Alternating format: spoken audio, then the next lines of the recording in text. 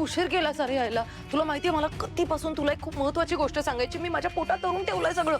हा, मी त्याच्यासाठी तुला खूप कॉल्स पण ट्राय केले, पण तू एक फोन नाही उचललास माझा. असं का केलं असेल? एक्झॅक्टली मोनिका डार्लिंग, जर मी कॉल उचलत नाहीये याचा अर्थ काय होतो की मी अर्जंट कुठल्या तरी कामामध्ये असीन किंवा ड्राईव्ह करत असीन. एवढी साधी गोष्ट तुला कळत नाही का ग? मग एखादी व्यक्ती इतके बॅक टू बॅक कॉल्स करतेय तर काहीतरी इम्पॉर्टंट बोलायचं असेल. एवढी साधी गोष्ट तुला कळत नाही का रे? हो, एवढं इम्पॉर्टंट होतं ना, मग मोबाईलवर बोलू नये. कोणी शिकवलं नाही. Anyway, काय इम्पॉर्टंट अर्जंट काम होतं आपलं? मॅजिक होणार आहे. भविष्यवाणी कळली या घरात. भविष्यवाणी. अरे बापरे, म्हणजे सकाळी आईंना कोणीतरी भेटलं होतं.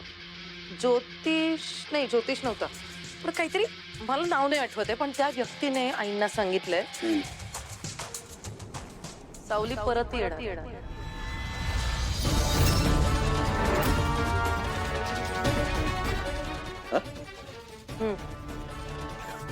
काय बडबडतेस तू? एक्झॅक्टली सेम अशीच रिॲक्ट झालेली मी पण. खूप फन वे मध्ये घेतलं. असं वाटलं की काय स्टुपिडिटी आहे ही. ती कशी परत येऊ शकेल? पण मग मी खूप विचार केला. आधी मला ती त्या व्हिडिओ कॉल मध्ये दिसलेली आणि मग ही न्यूज. मी जितका विचार करत गेले ना तितका मला स्ट्रेस येत गेला आणि मग मी डिस्टर्ब झाले.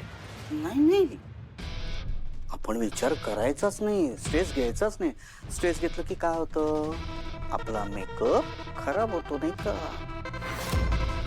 8 वर्ष झाले सावलीला मारून. स्मार्टनेसवर मलाच डाऊट यायला लागला. लाव ना.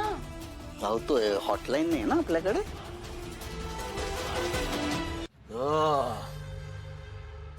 बरं झाला तू आलास. ते असा तुला सोडत नसतो बघा.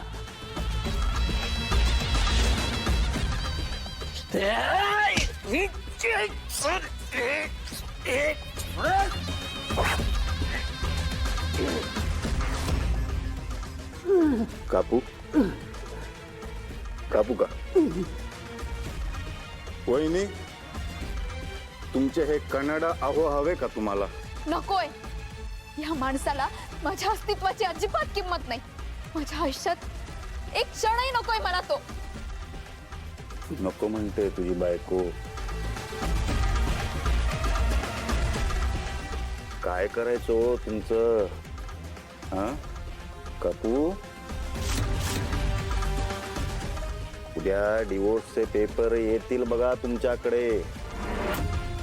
त्यावर सह्या करा गपचूप, आणि विषय संपवा.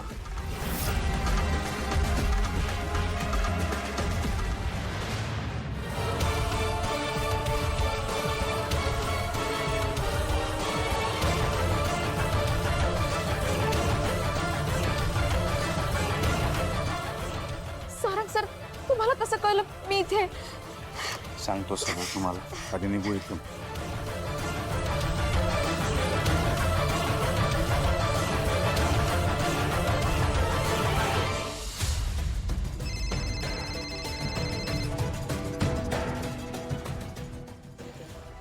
कोण आहे? हा साहेब बोला. हा, हॅलो. ओळखलंस का रे? बस काय साहेब, ओळखलं ना. अहो नंबर सेव्ह आहे तुमचा. 8 वर्षापूर्वी तुला एक काम वाजवायला दिलेलं. अहो साहेब, तुम्ही खूप कामं सांगितली, पण नेमकं कोणतं काम? सावली मेंदळेला संपवायचं काम दिलं होतं. त्याचे तू मागितलेस त्याच्यापेक्षा जास्ती पैसे दिले होते मी. आठवतंय?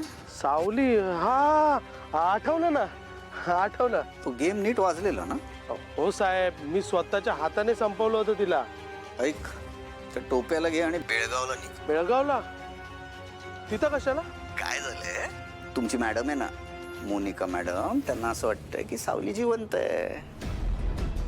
तू सांगितलंस की त्यांना पटेल. मी सांगतोय तेव्हा पटत नाहीये. म्हणून ठीक आहे साहेब, पण काम नवीन आहे तर नवीन पैसे लागतील. पैसे ट्रान्सफर करतो मी तुला. ठीक आहे, आत्ताच निघतो. ठेव फोन.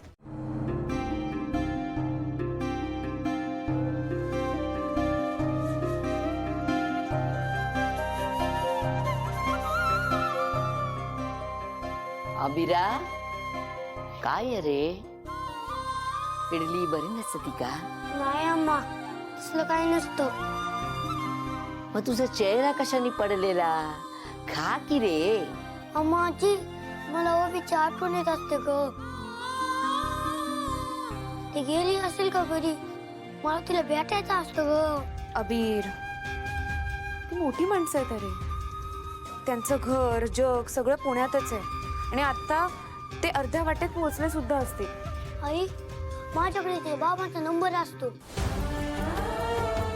ती जाताना आठवणीने घेतला होता तिच्याकडून मी.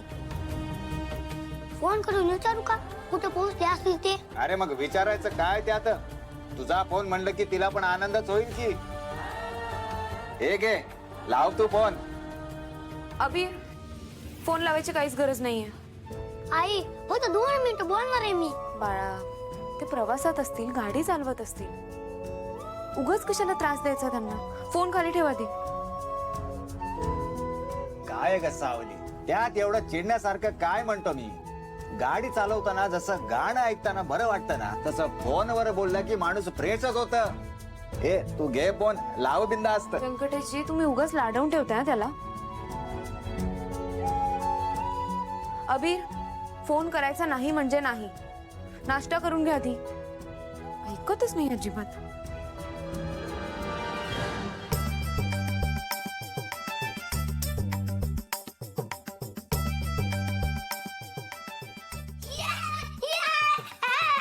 अबीर